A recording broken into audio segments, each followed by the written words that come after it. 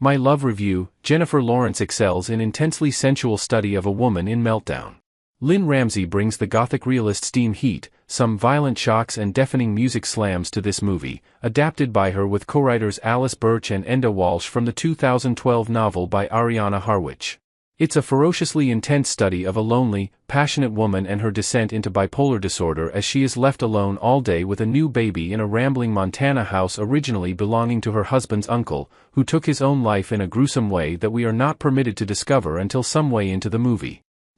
My Love is another film to remind you that Ramsay believes you should make movies the way versus Naipaul believed you should write books, from a position of strength. There is, simply, overwhelming muscular strength in this picture, in her direction, in Paul Davies' sound design, in the saturated color of Seamus McGarvey's cinematography, and of course in the performances themselves. Robert Pattinson is Jackson, a guy whose job takes him away from home a lot of the time with a box of condoms in the glove compartment, and Jennifer Lawrence is Grace, who is supposedly going to write a novel during the baby's nap times, though, worryingly, there isn't a single book in the house. Sissy Spacek brings her unfakeable presence to the role of Jackson's mum Pam, who lives in the neighboring property, a woman for whom the stress of caring for her husband Harry, Nick Nolte, who has dementia, has caused her to sleepwalk, laughing maniacally and carrying a loaded gun. At first, Jackson and Grace are insanely happy, having sex all of the time, and then most of the time and then some of the time and then none of the time.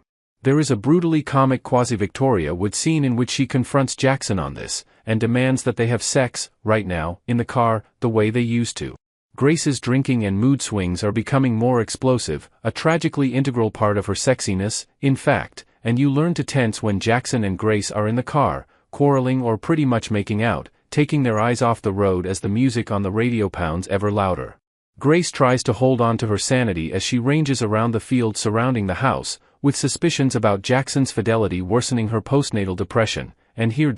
My Love joins the long list of films influenced by Andrew Wyeth's painting Christina's World. Reality begins to merge into woozy hallucination as Grace begins to fantasize about a guy she saw in a parking lot, who merges with a guy on a motorcycle who periodically roars through a neighboring forest. This is Carl, played by Lakeith Stanfield, whose relatively undeveloped presence is perhaps a flaw in the film. Grace's imagination catastrophizes everything she sees, creating painful, violent crises, in fact, and in the fiction of her imagination, a form of melodramatic self-harm. No sooner has one set of cuts begun to heal, than she gives herself another, the renewing stigmata of her private sadness Calvary. It hardly needs to be said that subtlety is not really among this film's attributes, but it is fierce, angry, engaged, and intensely, sensually alert to every detail of its own pleasure and pain.